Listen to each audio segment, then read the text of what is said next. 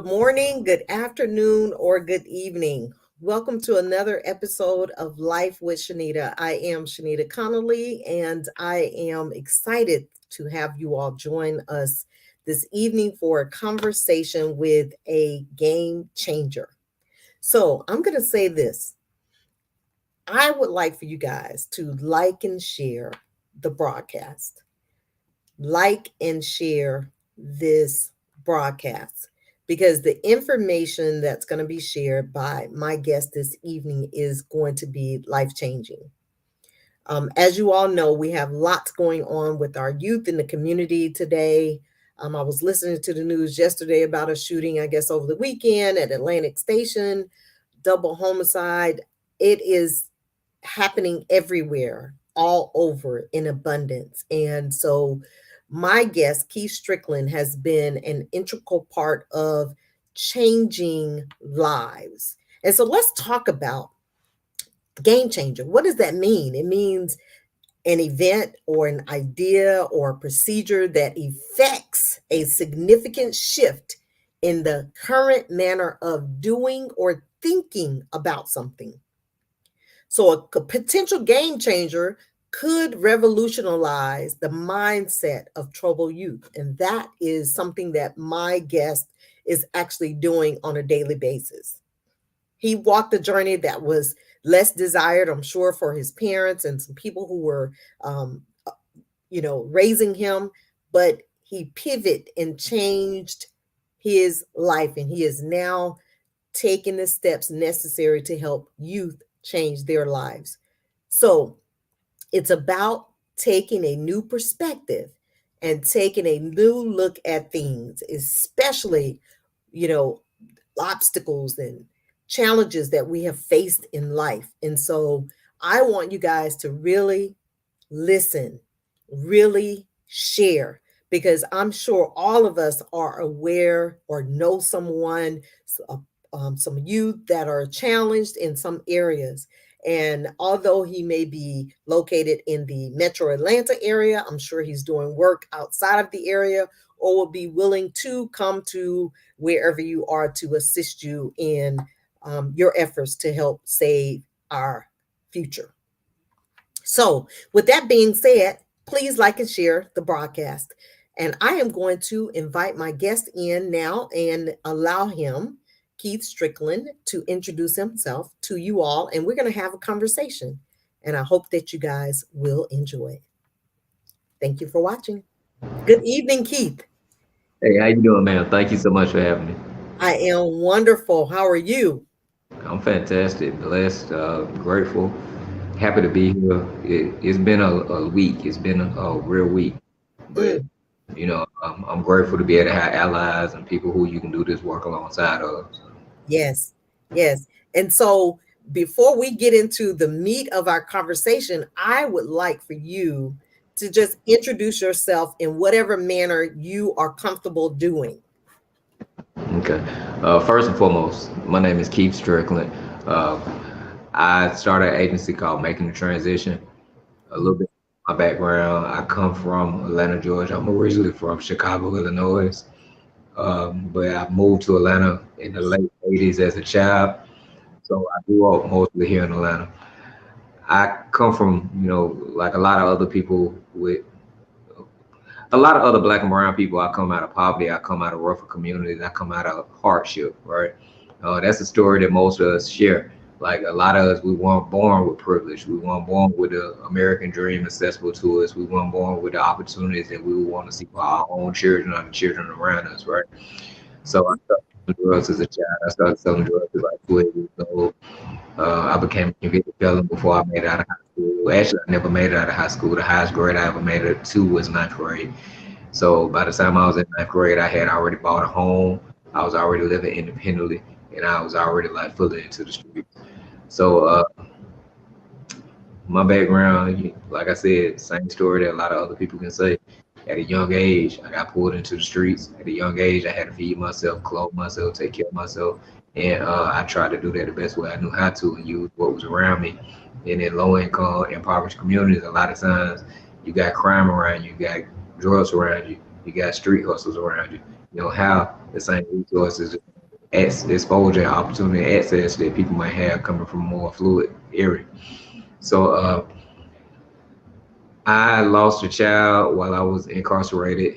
That started opening my eyes up. I tell people a lot of times when you look at behavior, what you're looking at is you're looking at a person trying to get to a desired outcome using all the tools they have access to, or using all the knowledge they possess. So, like when my child passed, of course, that opened my eyes. My child passed over at the violence that was meant for me, and they ended up falling on her. So, of course, that made me look at my life and like, okay, I want to live a different way. I want to do this. But just because you want to do something different, that don't mean you know how to do that different thing. I tell people all the time, imagine if somebody walked up to you and started like crying and being irate, but they speaking Mandarin and they trying to tell you I need help. They're trying to tell you what's going on. Everything inside of you might want to help that person, but you don't have the knowledge to help them. You don't have the tools to help them. You don't have the resources to help them because you cannot speak Mandarin. And just because you care doesn't mean you're gonna automatically learn a different language, right? So Mhm. when people in the streets and when people making bad decisions, just because they want to do something different don't mean they automatically have the skills to know what that different thing is. So Mm. I'm in and out of jail for about I went I want to say I probably was incarcerated about 60 times somewhere now. Now mind 60? yes, over this time period though, mind you, I done made over $1 million selling dimes. So $10 dime bags, I done sold them so many times I done made $1 million just selling dimes, right? So I'm surviving, I'm thriving, but I'm still ignorant. I still got lack of exposure. I still don't know how to change my life. I still don't know what to do. So just because I done made this money don't mean I know what to do with it. Just because I done made this money don't mean I know how to get out the hood. Just because I done made this money and I want a different life, I don't know no way to change and pivot and make that transition, right? I guess that was a play on words because my company is called Making the Transition. I'm just trying to give a backstory because Mm-hmm. look at me and they see a success story like, oh, this person went from selling drugs, never finished high school, now I got a PhD, I own a national company, I've been a consultant to 3 different presidential administrations and all this stuff. But you got to see the journey. You can't just see the story and be like, oh, if he can do it, anybody can do it. Yep. Because it is I got convicted of drug charges, weapon charges, all kind of different things. I was supposed to do the rest of my life really in prison, and I got a second chance. Really, I got a 61st chance, right? Yes. But people don't want to see the journey. They just want to see like, oh, these bad kids, man. If this man did it, they can do it. Like, no, this man had a whole village behind him. This man had a whole set of resources that came into play in different ways. You know what I'm saying? Like I traded my lunch and my dinner to somebody while I was incarcerated for a week. And for the first week, they gave me a book. For the second week, they gave me the time with them where they sat down with me and they showed me how to read the book. So like I could read, I could look at words and identify words on a page, but that didn't mean I knew how to take a sentence and break down a sentence for sentence structure. That don't mean I knew how to make a sentence a part of a paragraph and how to take a paragraph and make it part of a page and how to page and make it part of a chapter and then be able to comprehend how that chapter leads up to this whole story and how I pull away the nuggets and the knowledge out of it, right? Mm-hmm. Again, that's what I mean by part of the tribe. I learned how to read while I was incarcerated. I just signed a national book deal for somebody to put up $1 million to write for me to write a book. You know what I'm saying? Mm-hmm. You can see the success stories, but you got to see the pathway. The And journey. saying all of this is because our community got to show up. Our community got to be here for these kids. It's real easy for us to say, why was it 400 kids being put off of a property because of curfew? Why wasn't 400 civilians volunteering to be with the kids? Because these kids been getting put off this property for 2 years now. You know what I'm saying? So it's easy to blame the kids, but where were the people at? But I apologize. I'm jumping around. Uh, No. I started selling drugs at the age of 12. I got fully into the streets. Once I became a convicted felon, I believe I got my first felony conviction at 15 years old. So once I became a convicted felon, that means it's a whole part of the world that's no longer accessible to me. That means that, I bought my first house in ninth grade. How I'm gonna pay that mortgage, how I'm gonna pay them bills, how I'm gonna keep, how I'm gonna survive as a convicted felon. You can't get no job. At 15, it's hard enough to get a job, but I'm 15 with a felony. So now what does life look like for me? The army don't want to take you. Don't nobody want to have nothing to do with you. The only thing out there for you really is the streets, right? Mm. And fully into the streets. Like I said, I got locked up. I got caught with 5,000 grams, 3 guns, and I believe like 100. I can't remember how much money. It was somewhere around $100,000 in cash, right? And when I got locked up, one of my buddies was in the car with me. This was my last big case or whatnot. When my buddy got locked up with me, and my buddy had children, he was a good dude. He ain't had nothing to do with my situation. I couldn't fight the case and say I didn't do it, but then say he didn't do it too. And I refused to let another man be taken away from his family because of my actions. So I went ahead and took the case. Most of the time, I put up the money for a lawyer and try to fight it out and do this and do that. But you can't fight something and at the same time protect the innocent person. Mm-hmm. I had to take the high road and go ahead and just take my charge like a man. And I was okay with whatever came from that because I sold drugs as a man, so I felt like if I got caught, I got to take that as a man too. When I got my sentence, the judge, we built a relationship over the time of us having that rapport going back and forth to court. And towards the end of my case, when it was getting time for sentencing and whatnot, people showed up, they wrote letters, talked about the things I did in the neighborhood. I used my money to send people to college, help people start businesses in the neighborhood, help pay property tax for the elderly ones. In Atlanta, you remember we had them sanitation taxes and them old taxes popping up around the early 2000s, mid 2000s. People were losing their houses at dozens at a time in one neighborhood off of that. So what I would do is I would pay off people property tax so that way they can get their house snatched up. Because these property taxes wouldn't be done for like 15,000, but that's 15,000 in cash, and you don't have like 100 days notice. They were taking neighborhood. They were taking houses. If it's 25 houses on the block, they might get 5 or 10 of them houses off that same tax. Mm-hmm. People who live in poverty and people on a fixed income, they can't just come up with 15, 20,000 in 90 days. So they came to court. They wrote letters, talked about all the stuff I did for them.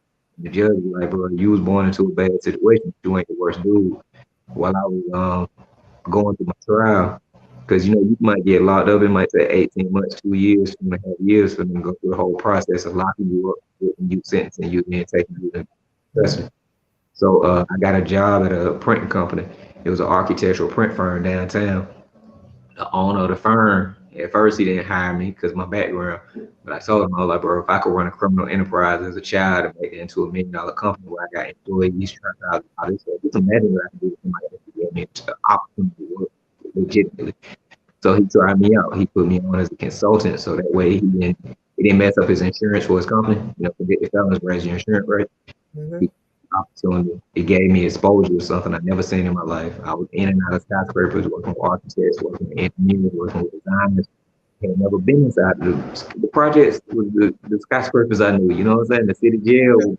I knew been in and out of skyscrapers like that. So it showed me a whole different way of life. It opened my mind up to so many different things. At the same time, I went to a little community college and got a degree in accounting. I did this stuff for me because if I was going to go away for the rest of my life, I wanted to know that I could be, I could make it as a upstanding citizen. I just wanted to know that I could do that. And also, I got a daughter looking down on me in heaven. I want her to be able to know her dad did. So when it came time for me to get sentenced, I went away for like a month or so. The judge found a loophole in my case. He pulled me back in. Gave me my freedom back. And when I came back, the day I got out, I walked across the street from the courthouse. Downtown, you got the Twin Towers with Secretary of State's office right up the street from the courthouse. I went directly over there and I founded my company that day. I told God, the person who was in these streets, he stayed in their jail. But the person who came back out, that person will come back for God and my daughter and the community. So that's a little background. You know what I'm saying? The first street we ever sold drugs on, I went back and bought the entire street on every fucking on the street. So that way I could stop selling drugs in the neighborhood because that's where all the drugs coming out of. So, you know what I'm saying? Like I just go across the country trying to advocate on behalf of low income children, create programs that actually reach people where they are. Use my life experiences to be able to help people understand that it's hope, even if you're in a dark situation. You know what I'm saying? Just create. When I was growing up, it was a void. Just create those things that feel that state. You know what I'm saying? Right. Make people understand who we are. Help us be able to see outside of what we are surrounded by every single day, so we can have hope. And then put the resources in place so that if the person don't have exposure, we make sure they get that exposure. If the person don't have a tribe, if the person don't have positive people around, we bring them into your community. You know what I'm saying? If a person has never learned how to deal with conflict in a healthy way, let's sit down and talk about it. That's right. Unlearn, relearn, and then reprogram. Right. I mean, that's it. I ran a nonprofit for years and I understand the impact, the work that's required, the lives that you can change with your very thoughtful programming, very intentional programming. So I commend you on, and say the name of the organization again. Making the transition. So Making the transition. yeah, and it's just making the transition.org. Anybody want to look us up? Or, I suggest whenever you hear somebody talking about the work they do, don't take nobody word on what they doing. You know what I'm saying? Go see what they doing, and not just from their perspective. Y'all know people in Atlanta. Ask them, have you ever seen dude? Do dude be in the streets? Do dude be in the schools? Is he really working with kids? Like, don't ever take somebody's opinion on what they doing, because people, nonprofits are businesses too. And this Hmm. nonprofit business, the church is a business, the court is a business, the morgue is a business, everything is a business, and everybody's in business to win. So make sure that the nonprofits that you support, that they actually, their win means that the people who they work with win. You know what Right. I'm saying? A lot of nonprofits out here that they win when the people who they advocating for ain't winning. I mean, Absolutely. nonprofits, you know that. Truth be told, Absolutely. the people who's in nonprofits are some of the shadiest, worst businesses in the world, man. Yes. Yes. And that's You just got the truth of it. You got to look at the track record, Yeah, and hear the testimonies yeah, from the people who benefited from the nonprofit. Yeah. yeah. One of my Yeah. buddies, when we was in the streets, he used to always, whenever somebody would come and talk about an investment, he'll always ask them, "Let me see the receipt. Let me see what it turned around for you." You know what I'm saying? Don't ask me to put my money into something if you ain't do it. If you believe in it so much, what it do for you? If you could show me what it did for you, I put my money into it. If you Hmm. how it benefited you, why are you even telling me about it? So same thing with a nonprofit. If somebody can't say that changed my life, why are we talking about it? Absolutely. Absolutely. Absolutely. So you've shared with us, quite a bit about who you are, what how you started, not, graduating from ninth grade, um, living the life on the streets, getting incarcerated, getting a 61st chance is what I heard you say. Yeah, and the truth be told, I'm saying 63rd chance. I've been kidnapped 3 times, tortured, left for dead, and I had people split my head open thinking they killed me, and I bled out on the floor, on the hardwood floor. They thinking I was dead. You don't know what it's like to die till you die. So when you black out from blood loss after being tortured for 7 hours, you think you dead too. So I'm saying 61st chance, but truth be told, every time I open my eyes, it's another chance. So when I look at, I sold drugs from 12 years old to about 27, 28. So that's 15 or so years where I sold drugs every day of my free life. Now I did 5 years incarcerated in total. So you do got to subtract that time. But outside, I committed a crime every single day. You know what I'm saying? I sold drugs in everywhere from Detroit, Chicago, Ohio, Atlanta. Like I trafficked drugs. We sold high drugs. So it was a lot of families, a lot of communities, a lot of people who suffer, a lot of parents who lost their children, a lot of children who didn't have a parent because their parent was high off the drugs we sold, a lot of communities where folks had to be traumatized from hearing them gunshots. You know what I'm saying? If we're going to have a conversation, I like to have a real conversation because Yes. people hear what they hear on the music or what they see on the reality shows. Them folks ain't real. Them folks are giving you a romanticized fantasy of what it's like to be in the Right. streets is. You know what I'm saying? Like if you ain't got no scars, if you ain't got no holes in you, you probably went in the streets for real. Mm-hmm. So And I see, don't. and I appreciate you being real and raw, because you're right. A lot of times we sugarcoat it and we need to keep it raw. Yeah. Because So see, the thing is, if you had a young white child and they heard about Bill Gates going to a middle school where they had a computer lab and him being able to work on computers all the way from middle school, high school, you know what I'm saying? That's how he got his 10,000 hours in before he even got out of school. They gonna look at it like, oh man, that's brilliant. Let me see what I can go, do I got a school with 3D printing? Do I got a school with STEM or STEAM? Like, how can I follow in them footsteps? Because you see, that's how he won. But our kids, they don't hear them stories. Our kids they hear the rappers who be like, "Oh, I started doing this when I was this. I was banging. I'm taking lean." You got like it was a rapper named Juice World. He said in middle school he wanted to get on drugs because he heard so many rappers talking about drugs. He intentionally tried to get hooked on drugs in middle school because he wanted to rap. So he felt like it was a pipeline to become a rapper where you had to be hooked on something at least. Wow. And he died of a drug overdose once he got signed. So what I'm saying is our kids are being sold this. I call it a pipe dream. They're being programmed. And I've said this for years, some decades actually, about rap music, because when rap music took a turn decades ago, someone was behind that initiative and they knew the impact that it was going to have on our children, right? Yes, man. And here we are today, dealing with that impact because their parents and parents. Yeah, we 3 generations in, and people are always talking about, like, well, Martin Scorsese, he make gangster movies. But if you go read a book about Martin Scorsese, you're gonna read a book about a director. If you go watch a documentary on him, you're gonna see how he did his research. He did this and that. You ain't gonna see a reality show where he looking like he the gangster that he write the story about. You ain't gonna see that. But with our kids, everywhere they turn, it's deeper and deeper to make it seem like the people who they idolize are the people who they fantasize about in the songs. You know what I'm saying? You don't see like where this person be like, oh man, that's just my artistry. You know what I'm saying? But real talk, I went to FAMU over here and I did this and I did that. You got these rappers who got 1 and 2 degrees. You know, these folks got a high level of education and school teachers, but But I think they never gonna do that. right. And I think they bought into, this is how you become rich. This is how you become wealthy. This is what's going to make you the money. Somebody sold them, even though ethically, I believe a lot of them are not comfortable with what they're doing, but because they've been sold, this is how you're going to make it. I got to play this thing out to the left because there's some people attached to me that's going to benefit from it, even though I might not agree with it. Man, I'm gonna say this, right? I sold drugs. When I got locked up, I never complained. When I got sentenced, when no crying, when no falling out in court, when no none of that. I sold drugs like a man. When they put the handcuffs on me, I took it like a man. When I went into court, I took it like a man. When I got sentenced, I took it like a man. As a man, and I'm not speaking about, nobody else. As a man, be man enough to stand behind any words that come out your mouth. Be man enough to stand behind any actions you put out. Like Absolutely.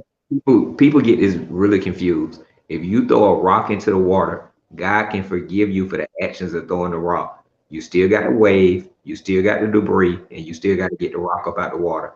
God forgave you for throwing the rock, but he did not erase the rock out the water. He didn't stop the wave, and he didn't take the debris from disrupting whatever was in that landscape.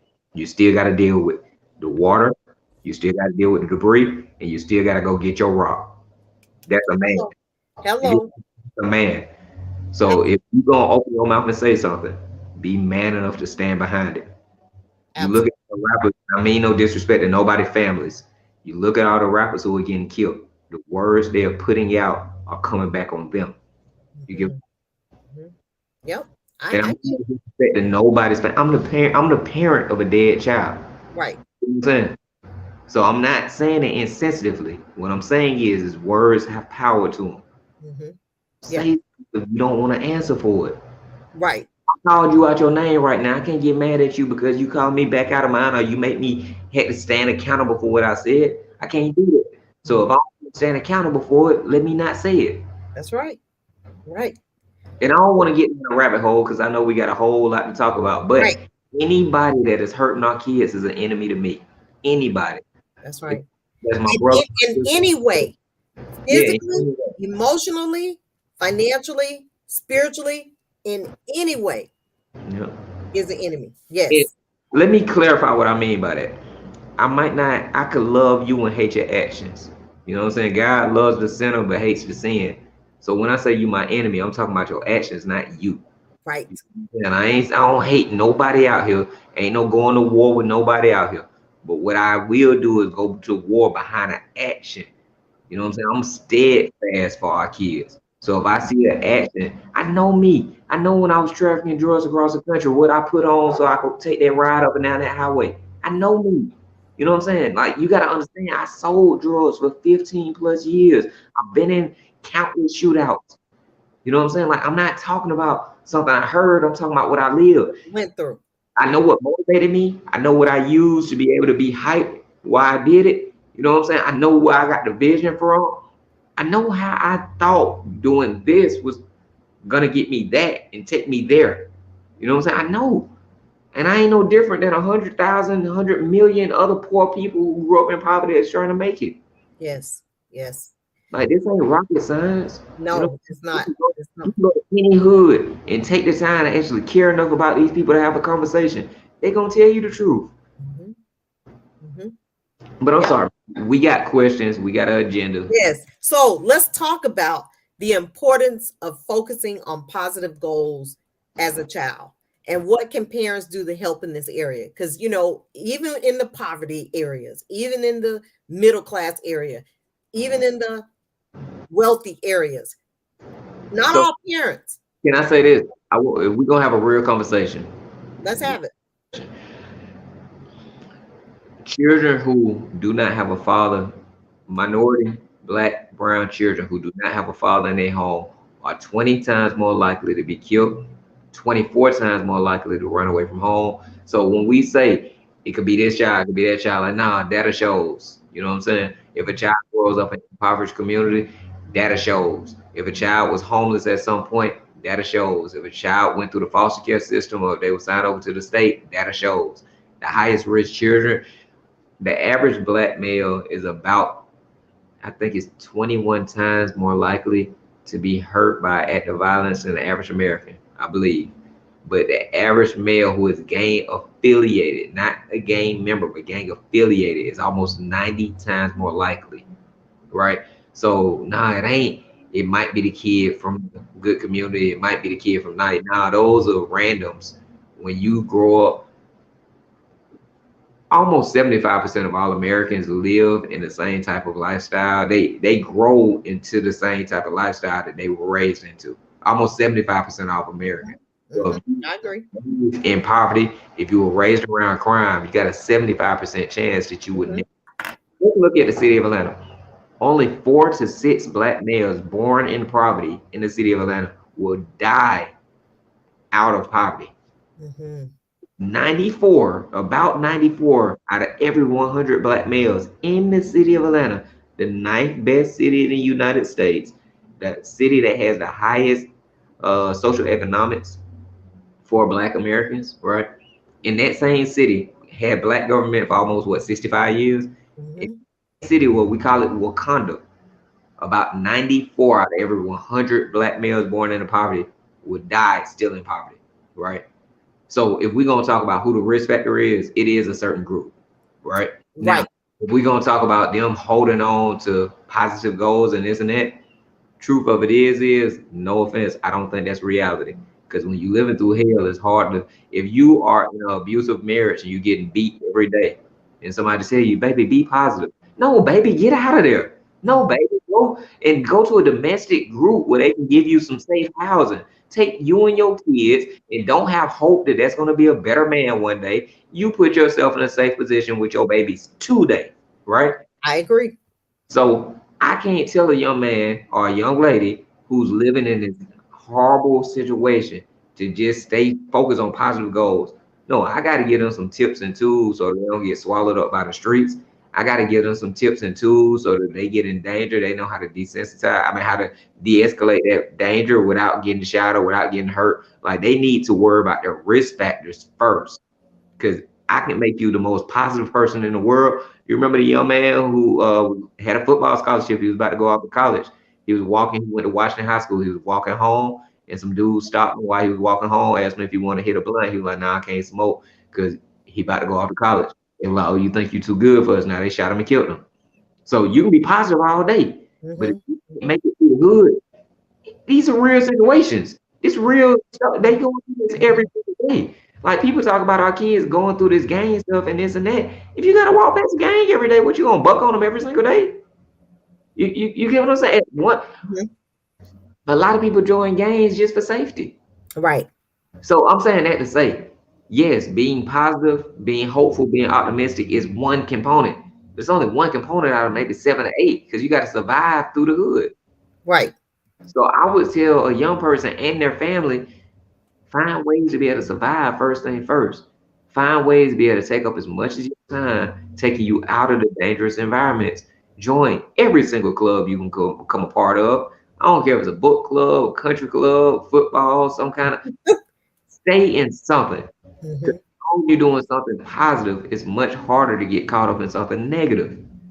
You get what I'm, so if you True. are a parent raising a child and you know that you're in a dangerous community, you know that your child might be very close to getting pulled into something, keep them active, keep them busy, get build a tribe around them that is so positive to where when somebody come talking sideways, it don't make sense to them. Right. You get what I'm saying? Like if the only people, if you a single parent, you working 50, 60 hours a week, and then say you on public transportation and you know you gotta go to and fro, and now you add an extra 2, 3 hours a day, you don't Mhm. have time with your child. So who is with your child when you not? And that there's not a physical person who's in here through this and through this. You Mhm. take control of that. Don't just leave your child to the world and let the world influence your child however they want to. Be in control of what's influencing them. Be in Yes, control of what they're surrounded by. Be in control of their peer group. Be in control of who they look up to. Be a absolutely. parent and nurture your child. Yes.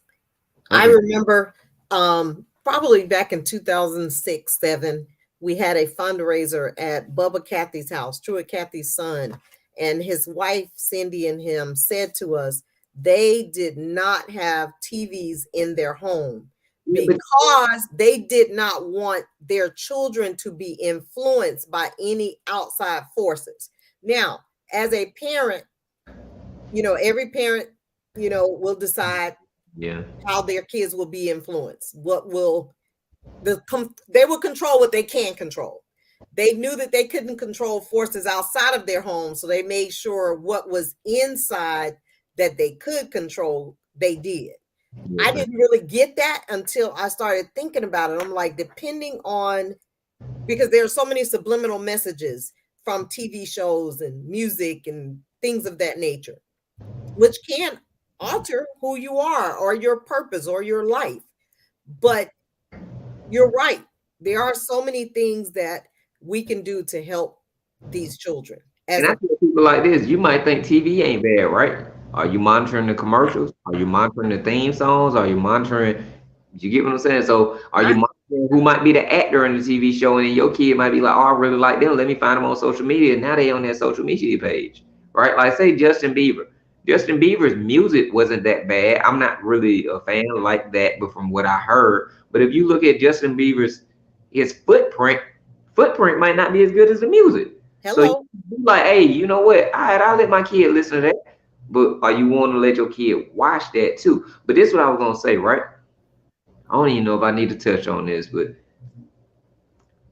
Truett Cathy and the family, gentrification, buying up houses on the west side, going through southwest Atlanta.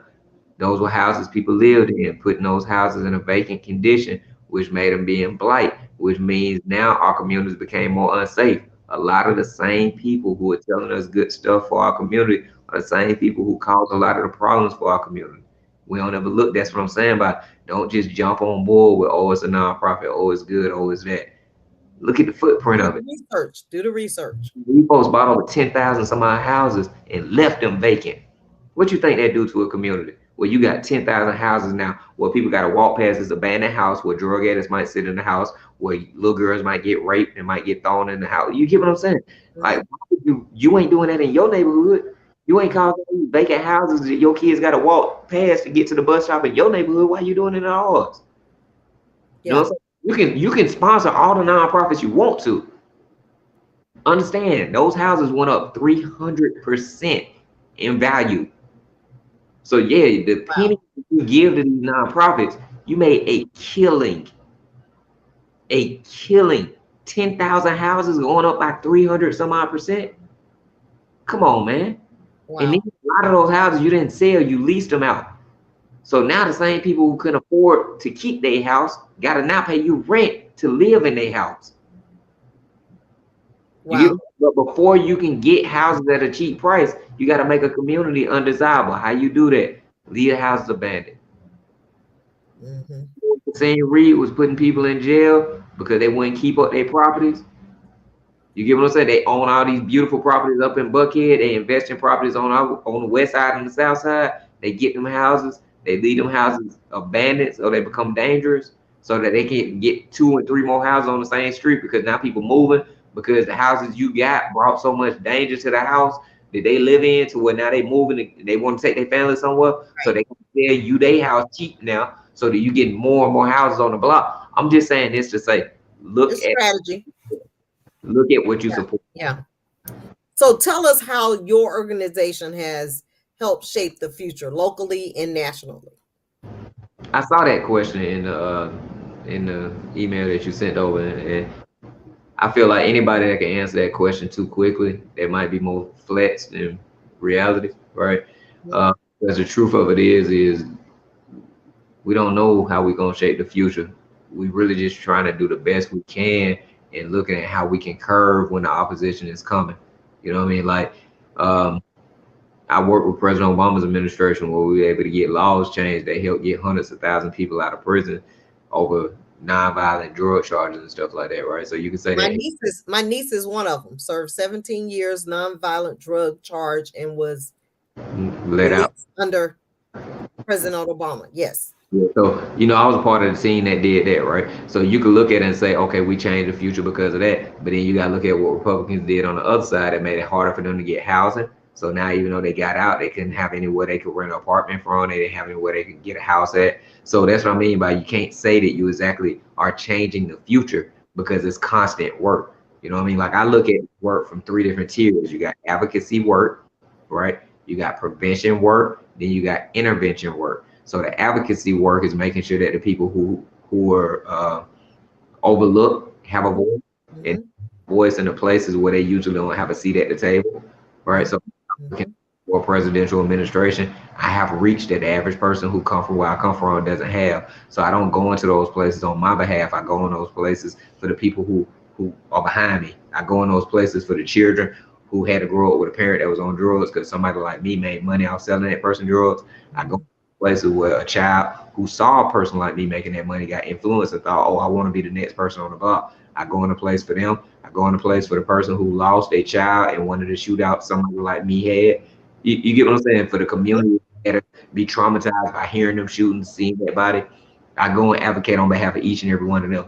And then with the prevention work, you do work to be able to stop the crisis. Like right now, how we got these shootings of the young people. We got the shootings from Atlantic Station. We got the shootings from the home invasion. Then we got the shooting from the visual. You got over 15 kids under 18 that was shot in under 72 hours. You got 3 of them that were killed, all in front of their friends. Like one of the young men was shot 4 times in the head and killed at a remembrance for his friend.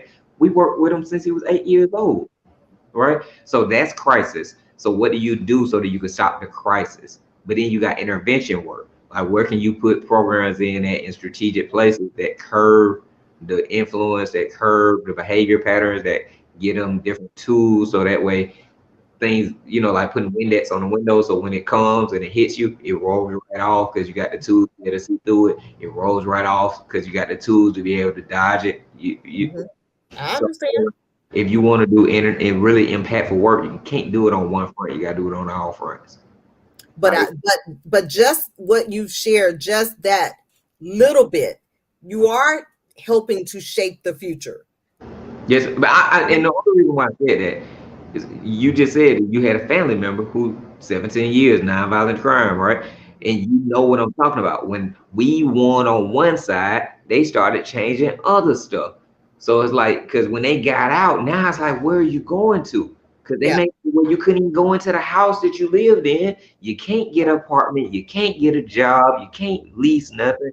You got people staying in extended stay hotels where they got to pay $500 a week to stay in a hotel because that's the only place that's zoned to live in. That's ridiculous. Yeah, How it is. It you is. talking But about $500 a week? That's $2,000 plus a month for yeah, a 1 bedroom unit.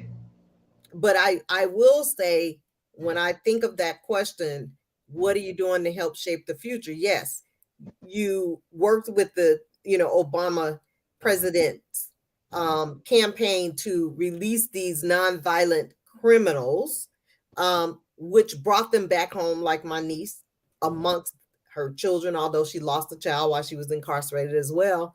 But there's a sense of Wholeness. togetherness, wholeness. So yes, you are doing meaningful work on all ends. It sounds like to me, advocacy, prevention, and intervention. You asked me what work that I was doing that I thought would be meaningful. I can give you a whole list of that. It just was when you said shaping the future. And Only it God, is one. I like this saying: one man plants, one man waters, but only God orders increase. Only God shapes the future. I just do what God tells me to do. And I get that you're obedient. that way. Yes, ma'am. You're obedient. And so, and that right there says that you are making a difference because he put us here to do that, and you are doing it. So whether it's locally or nationally, it sounds to me that you're on the right track. So I applaud you for that. But And I know you're very humble. I know that. We're not, and I don't like accolades. I stay humble too, but your work speaks, right? So yes, you're doing great works. thank you. Are you getting the best contributions from the most people? Do people contribute financially and otherwise? I heard you earlier say you have a great team. Are they Uh, contributing? no, I'm gonna be 1000% honest. This is a conversation I really don't even like to have, right? I'm Creole, Cuban, and Black, so I'm multicultural. So I Mm-hmm. see things from other perspectives. Black community, the only community I ever seen that lets their children be, terrorized, go through epidemics of this nature. And it's like we always talk about what should have happened, what the parents at, what is it, what is it, where you at? You know what I'm saying? Like clearly the parent ain't there, clearly the resources ain't there, clearly the government ain't there, clearly the school can't do it all, clearly the juvenile court is overwhelmed, clearly whatever should have been in place is not in place, and clearly real children are dying today, right? Where we at? So no, I do not get nearly. I just came from doing a speaking engagement tour, New York, New Jersey, Philly, DC, Baltimore, that whole region, right? I charge to do things like that. I take that money and then I go back into cities that don't have budgets in place and I pay for the programs myself. So now donations, no, the county, the cities, the government. I put programs in certain cities for 15 years. I ain't never got a penny from nobody in that city. Not private, not public, not contribution wise, right? I just go out and do work. Like I just signed a book deal to do a national book. The royalties to the book and the licenses to the book go to my nonprofit. So that way, book sale, we Keep it going. Mm-hmm. I don't even ask people for nothing no more because it take me so much time and so much energy to ask my community to care about the kids to where it's like I could put that same if I got to talk to you for 15 hours to get you to make a donation. How many kids could I have spoken to in that same 15 hours? I So you get it. take me away from doing the work. So no, Is there a way that people can, if they wanted to contribute on the website, is there a way they can go to your website and do that? yeah, you go to a website, you can make a donation right from the website. But I tell people this: don't make a donation. Give your time, give your talent, and then give your resources. Go see what people are doing. A nonprofit can't lie to you if you're right there with them. Mm-hmm. So if you show up, you know they legit. Mm-hmm. You sit back and be like, I ain't gonna get to them because I don't know what they doing. Come find out. Yeah. You know what I'm saying? Come find out. Mm-hmm. Yep. Understand, money is not enough. You can donate $1 million. If we don't have nobody to go serve with, I just bought a mobile building. I just bought out of pocket. We just bought a 28-foot building. I've been telling folks for years, and we got to stop putting programs in places where the kids who pulling the trigger don't even go to. It's good to do a school program. That is good. It is.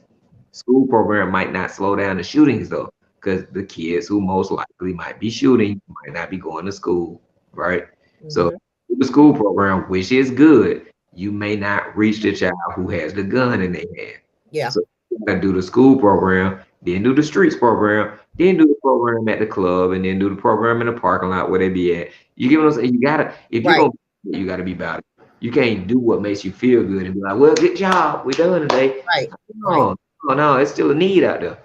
So I'm saying that to say we doing everything we can. And no, that's a lie. There's always more that can be done. If you got a good idea, go to our website, makingthetransition.org, and you'll see a communication, like contact page, and you can communicate with us right there on the page.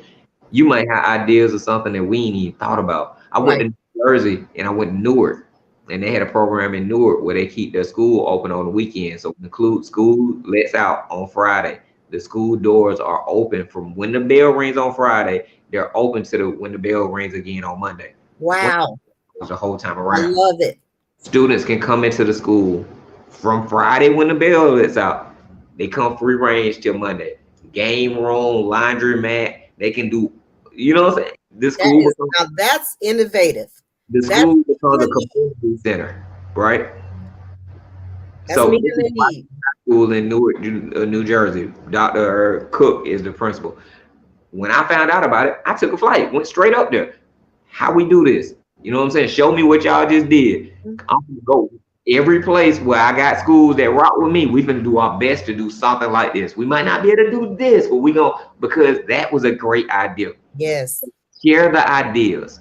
You know what I'm saying? Like it might be something we just missing. You might have a blueprint or something. I might have a blueprint or something. You see Absolutely. something and it work on our end, holler at me. Let me help you get it going. Mm-hmm. It don't matter. I advocate for black and brown children. It don't like black and brown children have the highest risk factor across the board, right? Right. Right. Wait, every child is every adult's responsibility. You know what I'm saying? If somebody saw a child being raped, ain't nobody finna walk around and be like, where they mama at? Right. You're not gonna do that. So every child, every adult has some accountability to. That's right. When we get back to that way of thinking, a lot of this stuff wouldn't even take place. Yeah, because that's how we grew up. So tell me this. How does it or did it feel being invited into those places like with the Obama president's um, forum and other places that you never thought would be a part of your journey before your transition?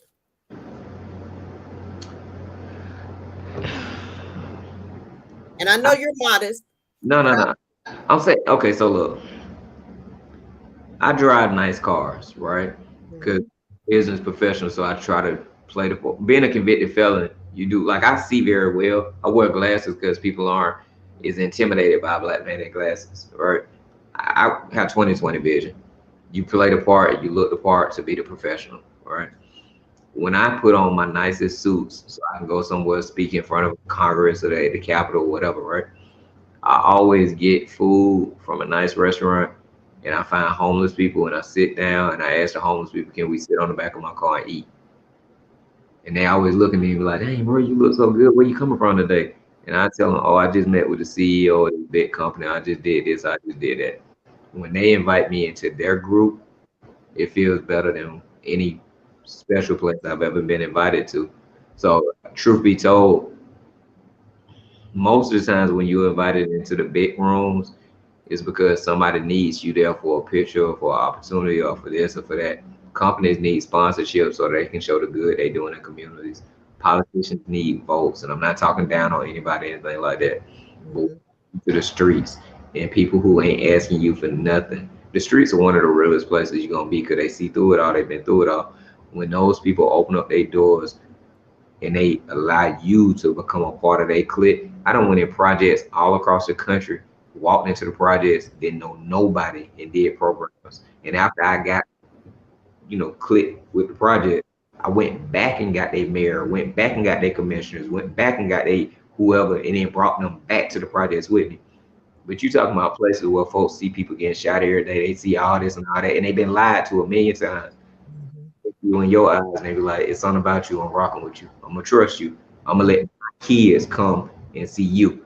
I might have Mhm. some gas in the car to take my kids to come see you, and I'm already struggling to feed my kids.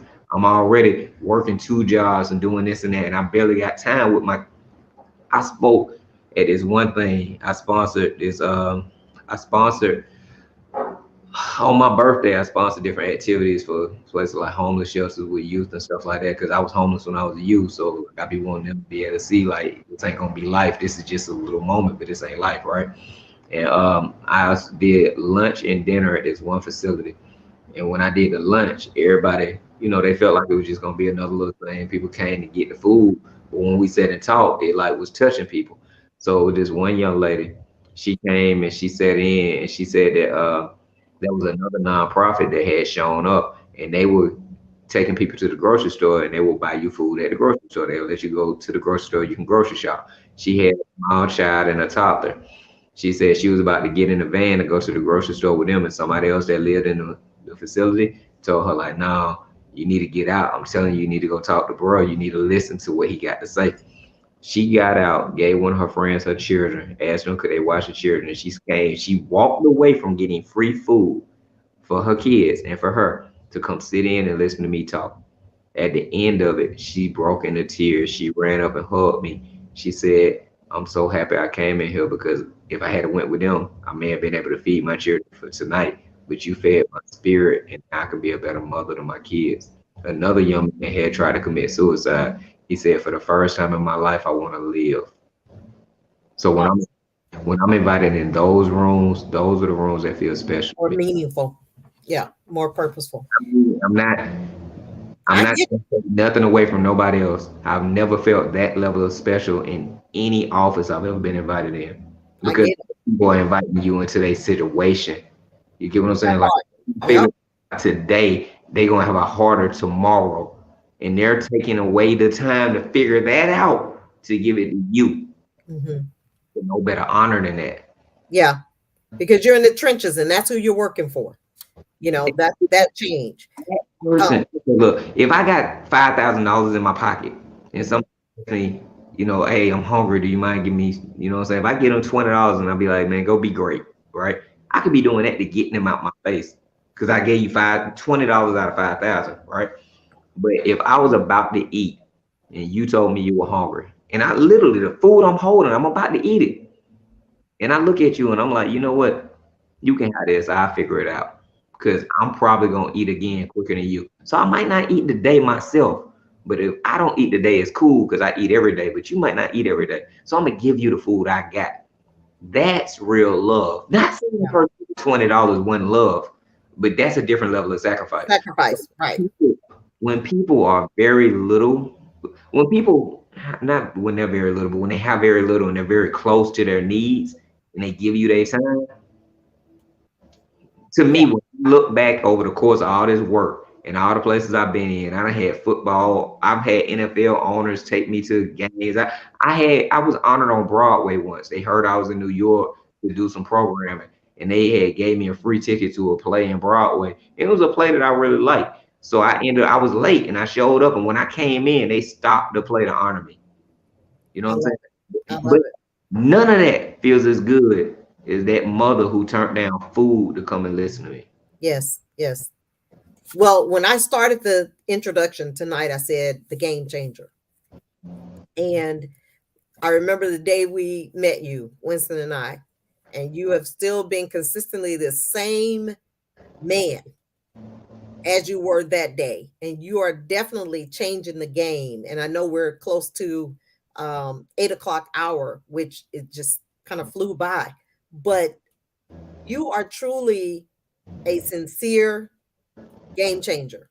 And I want As much as I appreciate that, I don't mean to cut you off. We got 7 minutes. Somebody is taking their time to listen to this. Let's run through the questions, right? Like I appreciate that, right? But this ain't about me. This about us being able to help kids. So giving me right. accolades ain't giving nobody no more tools, and I appreciate it. But let's use these because I've been a little long-winded. Let's use these last 7 minutes. Whatever questions, we'll run through them and I'll answer them as quick as possible. So the last one that I want you to share is what are you most proud of and what's next? And then any upcoming events or how you want them to reach out to you other than the website. So the city of Atlanta has its highest murder rate since 1996. We're the number one city for homicides right now in the United States. We beat out Chicago, right? We average on an average year, we average between say 86 to about 95. I'm sorry, for the average year, we average between 86 to 95 murders, somewhere in there, right? We for the last few years been around 115, 120, somewhere in there. It fluctuates, right? I ain't proud of nothing right now because how can I be proud of our kids dying? You know what I'm saying? So like it don't really matter what I've ever done. We losing. You know what I'm saying? Like I go and I watch ribbon cuttings and I watch people with you know what I'm saying? How can you celebrate and more kids are dying? In the 90s, Atlanta was full of projects. We don't have no housing projects. How we got more kids dying now and our property value done shot up. We got all these new corporations here. We don't have no housing projects. How in the world is it more dangerous for a child in poverty right now with black or brown skin over there, on their body? How is it more dangerous for them to be alive right now than when we had the projects? That makes no sense. You talking about pre the Olympics? Olympics changed everything here, right? Mm-hmm. We more dangerous now than we were before the Olympics changed the city. So no, I'm not proud of anything. What's next is, like I said, we're gonna start doing mobile work, going directly to the hotspots. Instead of trying to reach you at your school, instead of trying to do this and do that, trying to beg people to give us access and all of this stuff. If we know this where they be at, you know what I'm saying? The areas I used to sell drugs in, I go and give business advice. I show dudes who in the streets how I used to own barbershops, detail shops, restaurants. Everybody know this because I came out the hood. Everybody saw it. So I tell them, if it's two groups beefing with each other, y'all come together, we'll say a little prayer together. Y'all can get an hour, 2 hours, whatever with me. Ask me any questions you want to. I'll show you how to do an escort, show you how to do a C corp, show you how to do a trust, show you how to start a LLC. I'll show you how to find, gaps in business where I'll put you on. But you're gonna sit with me, you're gonna pray with me with two groups. Because guess what? When you ask a question from one group, they hear it on the other side. Y'all gonna start cross communicating. You get what I'm saying? It's hard to see that somebody who you got the same dreams as. When you stop seeing somebody's opposition, you ain't so quick to shoot when you just see, you feel me? Yeah. But point, I can do that because I'm still going back in the same neighborhoods. So what we're gonna do that's different. I'm not asking nobody no more. I'm going to where it's at. We all gonna die one day. We not meant to be here forever. It's just like a car. A car is meant to get more miles on it, and eventually it's gonna break down. Until the day I die, I don't care how dangerous it is. I ain't trying to live forever. I'm trying to be effective while God got. Yep. Absolutely. Yeah. So I can't say to everybody to go to the project. I can't say that. I don't have a family I gotta go home to and do all this and do all that with, right? Right. Well, I don't have the same risk of worry for my safety as everybody else might have. And plus, this what got I should have served the rest of my life inside of a cage. I did the crimes. God pulled me back out and gave me a new vision. So I Mm-hmm. can say that another person need to go as hard as I. Actually, I will say this: I don't think nobody else should go as hard as I did because you didn't go as far backwards as I did. You didn't go as hard in the wrong direction. Go join a group of people who are doing something good. Don't do it by yourself. If you Yeah. got 7 of y'all doing it, ain't nobody gonna get burnt out because when it becomes too heavy for one person, you can balance it out. So Absolutely. don't take my passion and try to jump out there, right? Understand, I made my first $1 million before I was 18 years old. I done lived every fantasy you could think of. I done did all kind of stuff. I'm tired. You know what I'm saying? Like I don't like going to the Yeah. club no more. I lived my life. I done did way more than what the average person will because I made so much fast money. Yes. It's okay for me to fall back a little bit. Right. And so before we close out, I agree. I hear you. How do they reach you other than the website, or is this that how you want them to reach you? I mean, everything on the contact page, but my the office number is 404-576-8828. 404-576-8828. Instagram, making the transition. Facebook, Keith Strickland, making the transition. Uh, So I we have away like I when I'm pull up, you know what I'm saying? right. uh, we do charity events. We just every Thanksgiving, every Christmas, every major holiday except for like Valentine's Day or whatever. I feed like 1,000 families that are living in a living in hotels, so that way we can get some time with people. I got programs in dozens of schools, courts, juvenile courts. I create entry components for a lot of county facilities. I create the alternative sentencing programs. I create the wraparound services. Like I got over probably 400 some thousand people taking programs that I done created in some space in some way or another. So it really just depends on what your passion is. We got art gallery programs with art therapy. We got sports programs with NBA players and NFL players.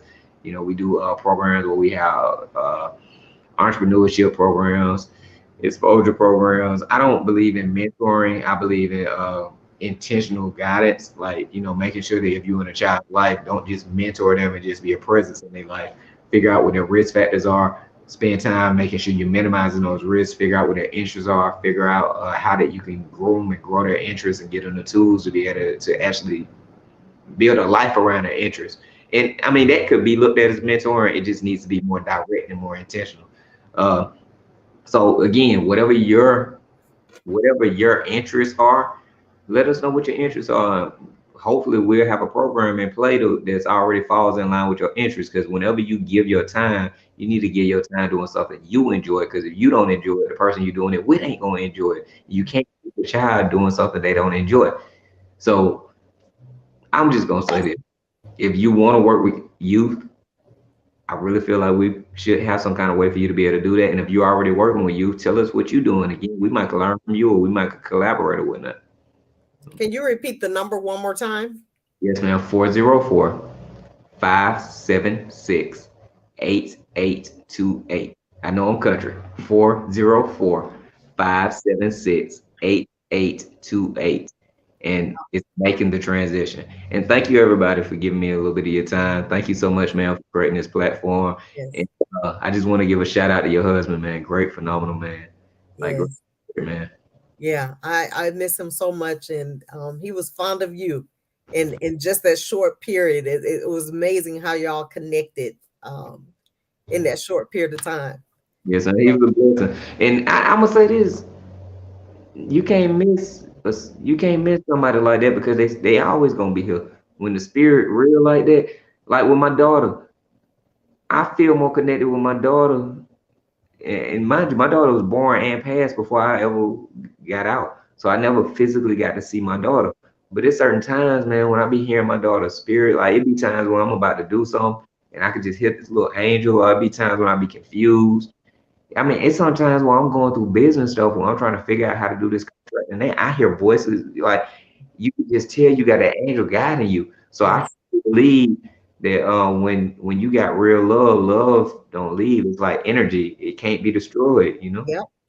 And So I agree. I'm proud of you, like for real, for real. I watched this thing with this senator who passed. I can't remember his name, but his wife is picking up his torch and she running for a seat because she was like, nah, he was trying to put this mental health changes in effect, and that's going. And even though he passed before we got it done, she was like, nah, that's my husband. I'm gonna keep it going. Yeah. Hmm. I'm saying that with you, like that's beautiful, man. Like when you get married, it's not two people, it's one. One flesh. So, you know what I'm saying? Like, how can you be gone? His flesh still here, and Yes. not still here, but still here and still in action. So, Yes. Yes. and I I know am so grateful that you took time to have this conversation with me this evening, to share, your journey, to share your work, to just share what God has gifted you with, and to be 100, as they say. I So want thank to say one thing before I leave. I apologize. you. When I was out here selling drugs, and this for anybody who in the streets, when I was out here selling drugs, I really thought that the only way I could make it out here was selling drugs. Before I sold drugs, I was homeless. I didn't know when I was gonna eat. I busted out a car window, stole the radio out of somebody's car. I took it to the truck. They gave me 7 grams. I sacked up those 7 grams and I flipped them 7 grams over and over and over until I, what I'm saying, until I was who I became. I never thought that I could live a life and survive outside of hustling. I live better now than I ever thought I ever would. Like the money I made selling drugs, 10,000 legal dollars for me now do more than what 100,000 illegal dollars used to do for me, right? So what I'm saying by that is like even if I don't make the same amount of money, I make good money now, but my money go way further, right? So I'm saying this to you: don't let the world lie to you. Don't let nobody lie to you. When I got kidnapped and I got tired of and I got tortured, I went through that by myself. When no clique there with me, when no homies there with me, when they cracked my skull open, I went through that. When I was in solitary confinement for over a year, I was in that little bit of room by myself. When my daughter died, then nobody can go to her funeral for me. Ain't nobody get no pictures, so I got pictures of my daughter for me. So I'm saying this to say that ain't nobody else's responsibility to be your man and walk through your shoes. So I'm not knocking nobody. What I'm saying, you got to make the best decisions for you. If I died out here in the streets, it's my mama who don't have her son no more. You know what I'm saying? Mhm. You got to Yes. make decisions for you and the people you love, but it's out there. Like I owned the whole street that I first started selling drugs on. Didn't no drug money buy me that. You get what I'm saying? My Yes. intellect bought me that. And the thing is nobody ever told me I could do nothing. You know how people always be like, "Oh man, you had this person, this, and now." Ain't nobody never tell me, Keith, you could be more than a drug dealer. People around me wanted me to keep selling drugs so they could ask me for money and so I could look out for them. I had to decide I wanted to be more, and I became more. Did it take some work? Yeah, it took some work. I was about to cuss, but yes, it took work. It takes work to hustle though. It It does. takes work to do whatever you're gonna do, but you're worth it. If it ain't nothing else in this world that's worth it, the person you love is worth it. I wish somebody had told me this before my daughter lost her life because she was worth it. My daughter was worth it. Mhm. So whoever you love, they worth it. Don't feel like you trapped. Don't stay in no one place. Don't think that what you are is all you can ever be. Because all of us, a baby was born crawling. A baby don't keep crawling because it's like, bro, this how I came in. That's all I know. No, the baby get up and they walk one day. Yes. It Get up. right. Yeah, exactly. Get up and go get your dreams. Don't get killed. Mhm. This is the last thing I'm gonna say, and I'm out. When I got kidnapped, they tortured me. I I bled until I blacked out. And I remember looking, it was a hardwood floor, so the blood make it shiny, right? Like you see your reflection and all that. And I remember looking and I'm seeing myself and I looked and I said, man, if I die right now, all people will be able to say about me is he stayed fresh, he slept with a lot of females, he was getting money, he had a whole lot of old schools. That's all that I did with my life. And I told myself if I did not die, I wanted something. I wanted somebody to be able to say something about my life that was worth talking about. Because after you dead and gone, them cars ain't gonna last. Them females gonna moved on. Them clothes ain't hot no more. You know what I'm saying?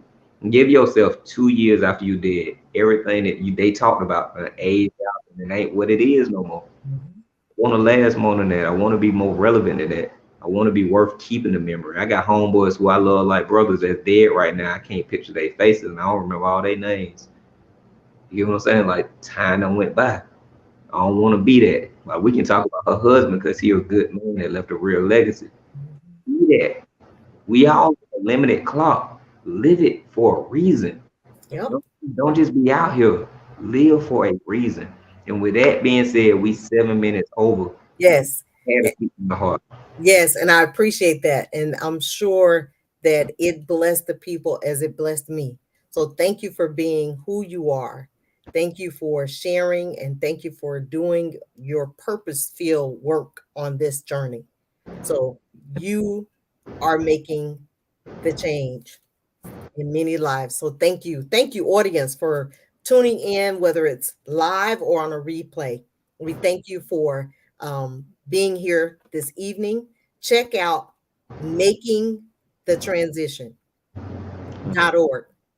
with Keith Strickland. You guys remember, I love you, but God loves you most and he loves you best. Peace, love, joy today and always. Take care. Good evening, ma'am, and thank you too because we wouldn't have this platform if you didn't do the work. All right. Thank you. Bye bye. Take care.